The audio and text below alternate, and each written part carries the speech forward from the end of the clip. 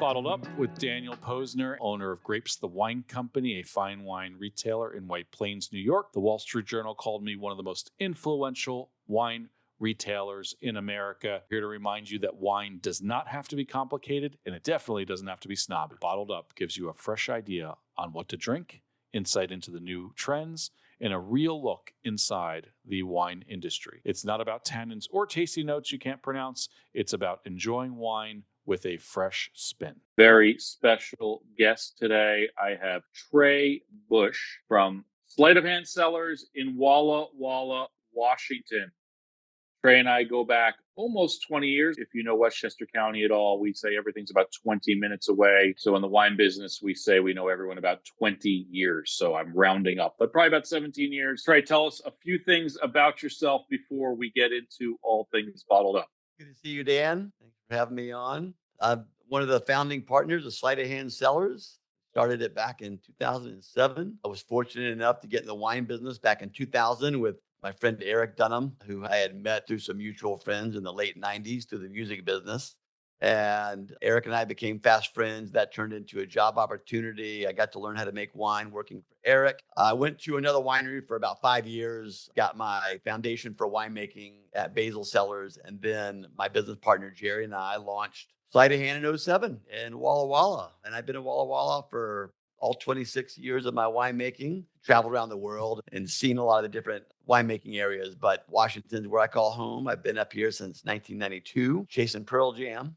You can read all about Trey's music endeavors and stories and Pearl Jam obsessions on his website. You can follow my other podcast. What's the other podcast? It's called Let's Talk Vinyl, spelled VINE''YL.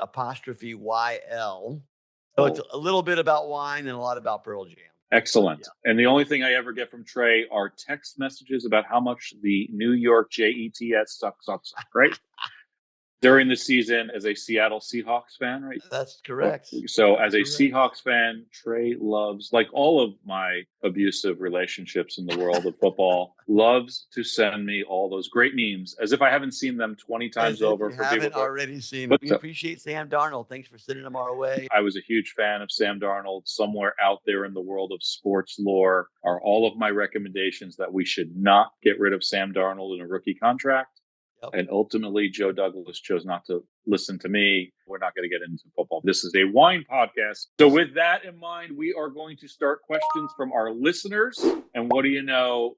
Kim from Brooklyn has a question. Thank you for the question. Kim's question was, what's a good beginner-friendly wine to start with? And I'm going to modify that, Trey, as a Washington State winemaker. What's a good friendly beginner wine to start with from Walla Walla, Washington? I think that a lot of folks began drinking wine with one of the greatest grapes on the planet, and that is Riesling. A little known fact, Washington State is one of the largest, if not the largest producer of Riesling in the world. I think that's probably gone backwards a little bit with the fall of Chateau Ste. Michelle over the past 5 or 6 years, especially in their production. But it is by a long shot our most widely planted white grape, and for good reason. Riesling is an awesome grape up here. And so I'd recommend trying to find some of those $15 to $25 bottles of Riesling from Washington. You're going to find them anywhere from bone dry to a little bit of sugar. Certainly they've got some with a lot more sugar in them, but something with a little sweetness I always find is a great place to kind of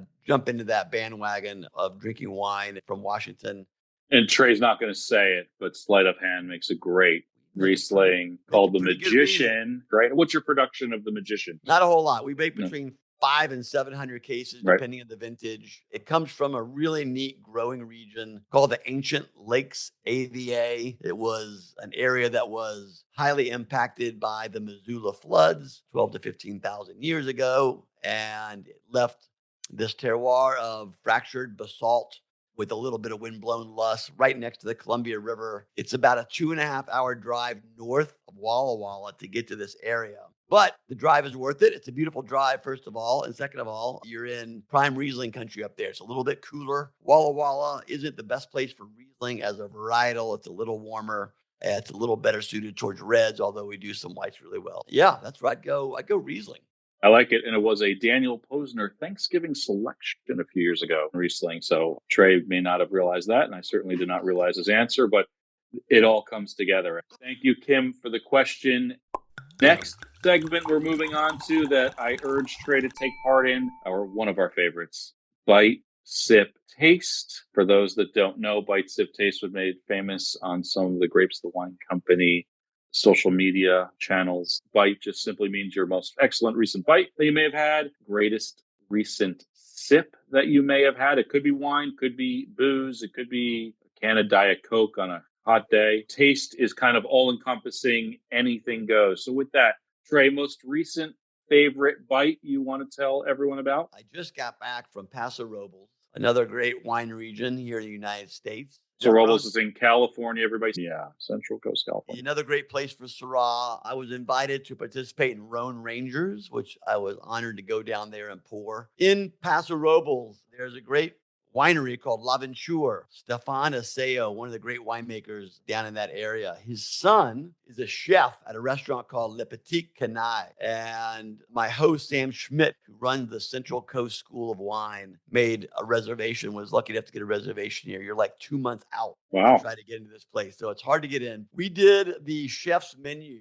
and they made a beet tortellini, pistachio, rosemary, cream sauce, chev, and confit garlic. That was an absolutely mind-blowing dish that came across my plate. So that's my bites. Would you have ordered that if it was not part of the I probably menu? would have, because I love beets. You gotta love beets. I mean, yeah, I I do order love some beets. beets. I will tell you I this get is made off fun the of in my menu, family for beets, but I do like a good beet salad. Or I love a beet salad.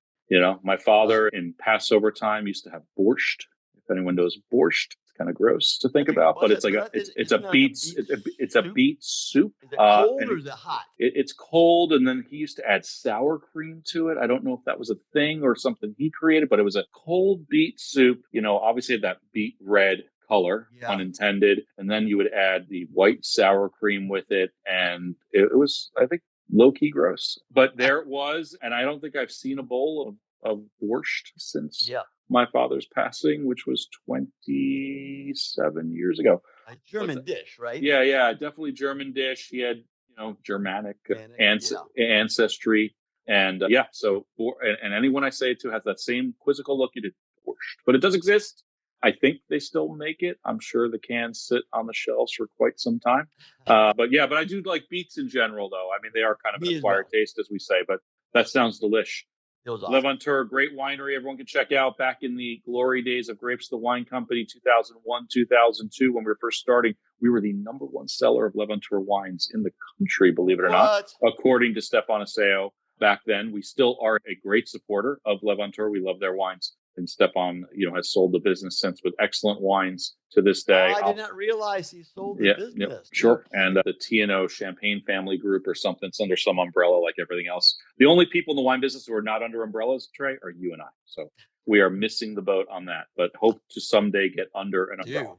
But so those wines, Optimus. We'll do a package. Dan and I will put a package together. You can buy a wine shop and a winery in Walla Walla. Yeah. So with that in mind, how about you sip? I don't know what you're going to answer, but I know you're a whiskey guy and a wine guy. I do like whiskey. I'm going off brand here. I was in Boise last weekend for Tree Fort Music Festival, and this is actually going to encompass my last two answers here. Part of the music festival, they have an ale fort, so it's beer and wine. I got to pour at it, which is a lot of fun. There's an incredible brewery in Portland, Oregon called Great Notion Brewery. I don't know if they make it over to the East Coast, Dan, but if they do, I highly recommend you pick some up. Okay. They're probably the best New England style hazy sour producer on the West Coast. But I had a strawberry shortcake tart ale. Wow. It was like 70 degrees. That was hot for Boise in March, at least. We had been out watching some bands. I rolled into the beer tent. That caught my eye. I love Great Notion and had this sour. And it was as pure a flavor of strawberry you're going to get. It was absolutely fantastic. Mouthfeel was fantastic. It was very bright, even though it had a little bit of a tartness to it in that sour style. But I do recommend you guys checking out Great Notion Brewery in Portland. They do have an outlet in Seattle, but they make all their beer down in Oregon. Strawberry shortcake. It's like my second favorite dessert besides carrot cake. So it's like we're totally speaking my language here. I'm not a huge beer guy these days. I'm trying to keep this girlish figure, but when the New England style IPA came out, that was the end of me. Yeah, because you like 2 of those. That's 32 ounces. I mean, man, what do you think the alcohol level in that that beer? It was probably like 7. Okay, but they go up to like 8.5. Yeah. All right, I'm in. Overall, best taste for you recently then. So far, you're 2 for 2 in my world. 2 for 2. All right, taste. Beets, you spoke to my father. Strawberry shortcake, you spoke to me. What's your taste? Taste, I'm going to music. Okay, wow. Because, I mean, come on, you know my brand. It's all built around music. Anyway, Holly and I were in Boise at Tree Fort, and we saw a new band to me, a band called Cab, C-A-B, Ellis, E-L-L-I-S. My daughter, my 20-year-old, Chloe, who is a sophomore at college, is the one who told me about this band. She's here in Whitman. She's at Whitman University for one more year, and then she goes off to UW for her last 2. So we went to go see this band on the streets of Boise and Tree Fort, and we were absolutely blown away. I had to shoot them an email. Not email. I sent them a message on Instagram just to tell them how much I love them. Nobody sends emails anymore. I slipped into their DM, Dan. Yeah, I hate that term, by the way. It kind of skews me out. You don't like that? Slipping into the DM? No, it's not for me, by the way. I don't like to slip into anyone's anything for that matter. It's all the cool kids are using it. That's the problem. Anyway, they were great. I got to see Doug Marsh from Built to Spill. Okay. He did a tribute to the Butthole Surfers. He has a band called the Buffalo Surfers. And it was 45 minutes, 3 songs, no lyrics, all guitar solo, bass, and drums. It was one of the most amazing things I've ever seen. It's right up your alley. I'm a big Doug Marsh fan. My wife is too. So we got to see Doug and got to say hey to him. It's the Tree Fort, if you don't know, is one of the greatest music festivals in America. Even though it's in Boise, Idaho is a very backward state, but Boise is a very cool city. It's a great food scene. There's a little wine community there. They grow some good wine grapes down there. There's good winemakers. There are some good wineries in Idaho and around Boise, definitely. They're not widely distributed. You're not going to see them around the country. But if you see them, I will say quality is there. How about that? So you've done good. I mean, all right. Taste for music, like outside the box. I love it. Yeah. I love it. Well, so that's our bite, sip, taste. Up the rant.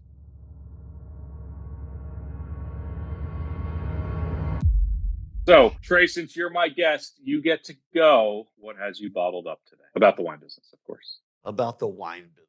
The wine business has been, the booze business in general has taken its lumps. And I will say that sometimes I feel like it's a self-prophesizing thing where if you keep on talking about the business in a shitty place, it's just going to continue to stay in a shitty place. So I've been working on not talking about that as much, but I will tell you, as a Washington State winemaker, the difficulties that I've been having over the last 18 to 24 months in finding new distribution for our wines in states that we're not already doing business in. Painful.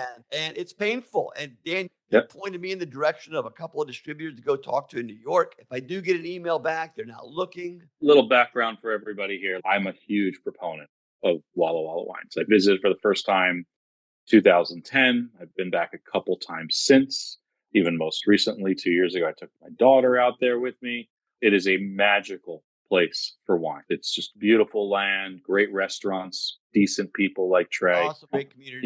It's a real community there. And the wine distribution side has been a real struggle for us on the retail side, but more so for winemakers. As a retailer, I have to purchase the wines from a distributor, and Trey has been through a couple with sleight of hand and been out of the marketplace in New York for a couple of years. So we wanted to bring him in, obviously wanted to promote his wines, maybe not so much his music taste, but that's okay. But no, he has excellent music taste. And now that I know he loves beets, I mean, I'm going to send him some borscht. But seriously, I mean, it is a real, distribution in general these days is a massive problem. And Jermaine and I have talked previously about some of the issues regarding like an RNDC collapse, a Southern boost, and some others somewhere in the middle falling by the wayside and or shrinking, growing. And there's the bottlenecking issue. There's a consolidation issue. And these issues have been manifesting. Short attention span issue. And these issues have been manifesting for a couple decades. And everybody kind of turned a blind eye to the point where now in 2026, a great winery like Sleight, and there's a number of great wineries in Walla Walla for that matter, no longer see distribution, never mind in kind of like a small state in the Midwest, but even New York State, where a mecca for fine wine. There is a gaping hole for wines in New York from Walla Walla. We kind of have some of the traditional old guards here, but even them, the sales struggle. The real question that I don't have the answer to. Yep. I've been making and selling Washington State wines for 26 years. We actually started in the wine business the same year. We got November 1, 2000 for me. So you were obviously that summer with Eric, right? I was like mid-July. I went to work mid-July. Yeah. But you experienced a great Walla Walla harvest, Over those 26 years, the challenge of selling Washington wine outside of the Pacific Northwest is almost the same today. If I go to Georgia or Missouri or North Carolina, wherever I go outside of Pacific Northwest, and I walk into a wine shop to talk to the wine buyer or the wine steward, or I'm doing a wine tasting at a wine shop for their customers, I have to start with, we're in Washington State. You're laughing. Yeah, nowhere near Seattle. We don't grow Pinot Noir. So funny. This is 26 years after I've been doing this. And so, and then they're like, where's Walla Walla? You're like, well, you can fly to Seattle and drive 5 hours, or you can take the one puddle jumper a day that goes, or you can fly to Portland and drive through the Columbia Gorge, which is gorgeous. And I highly recommend.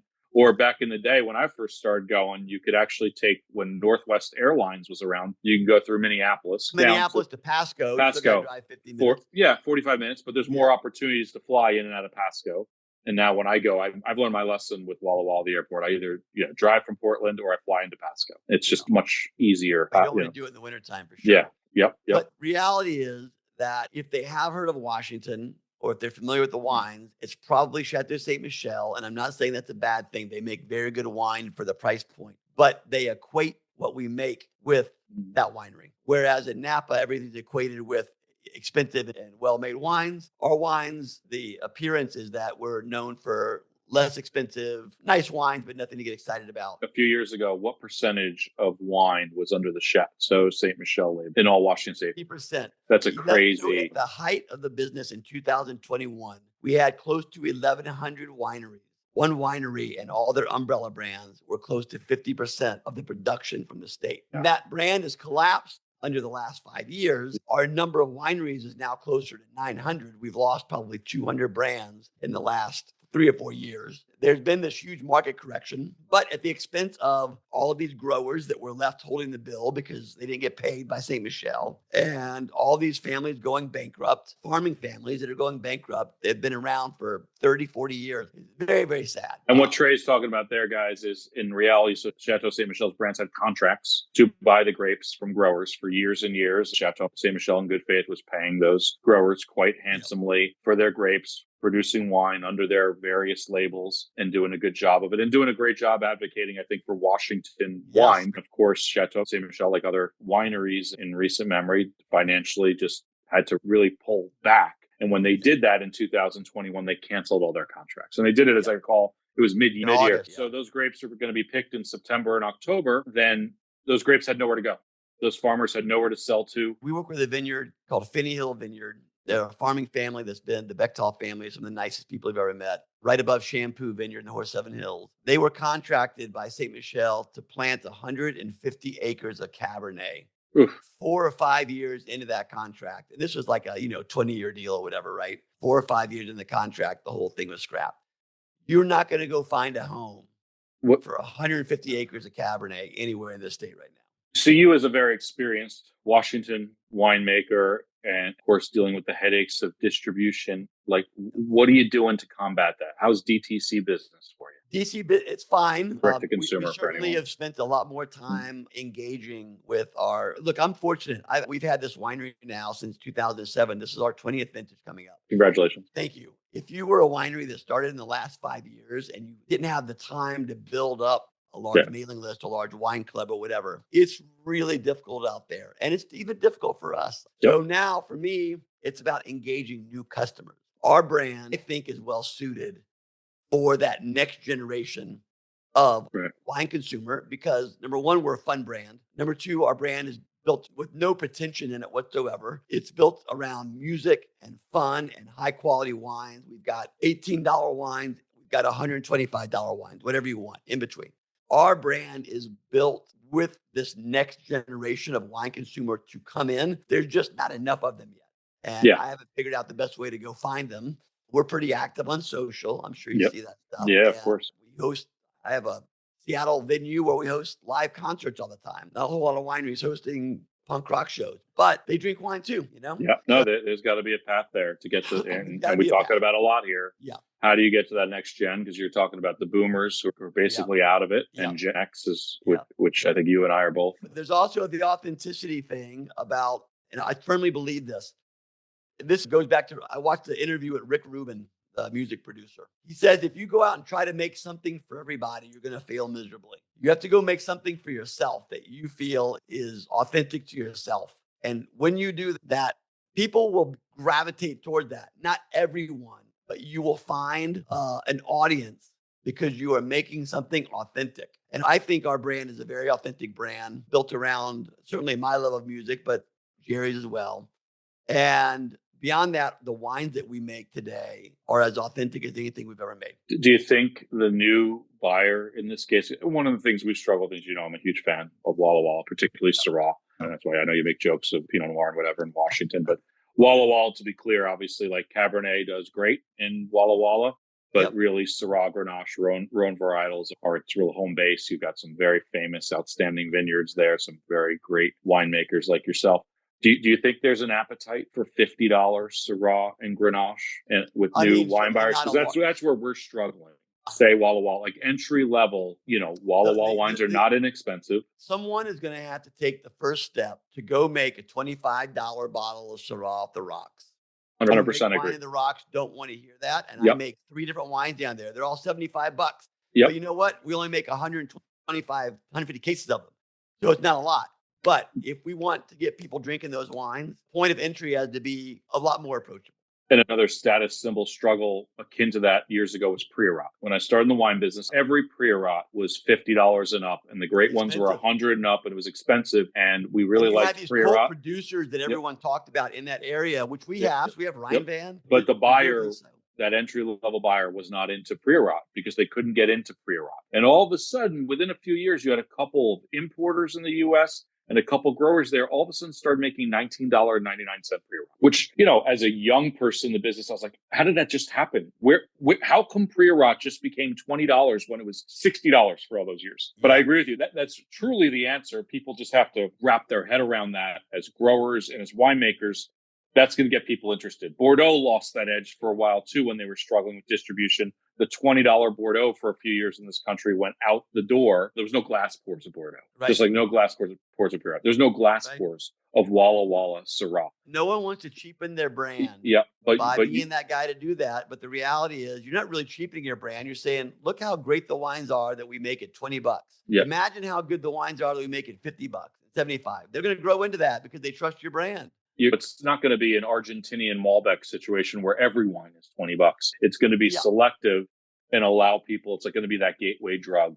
Get people tasting the wine, realizing they like it, and saying, "I wonder what the next one tastes like." And right now, the ability to do that is greater than ever because there's so much fruit available. Oh yeah, it's just going to take one hated winemaker. Maybe that guy's Trey Busch. I'm going to clue you in a little secret. I did a project for Idaho last year and this year where we really don't want to make that much excess wine outside of that $75 price point for our wine clubs. We don't want to make 200 cases, but my wine club's only taking 150. That means I have to go out and sell 50 of that somewhere else. So we've been taking some of our excess rocks juice and blending it together and making a little $25 wine for the Idaho market. And it's been Billy. There you go. So you already knew the answer to my question, and it's working for you. I love it. It's there, and we're going to expand it. That will enable distribution to improve because then all of a sudden people will see the value. They'll be like, "Oh, 100%. You can buy a mixed palette of those wines, but half of them can be the $20 to $25 wine, and the other half can be the more expensive stuff." I think that's the answer.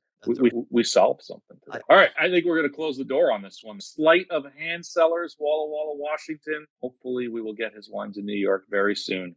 In the meantime, buy them online. Yes, please do. Check them out. Thanks, Trey. Appreciate Thank you, buddy. Appreciate you. Thanks for hanging out with us on this episode of Bottled Up. If this episode gave you a new bottle to try or a new way to think about wine, share it with someone you'd open a bottle with. Subscribe so you don't miss what's next. And as always, drink what you love. I'm Daniel Posner, and we'll see you next time.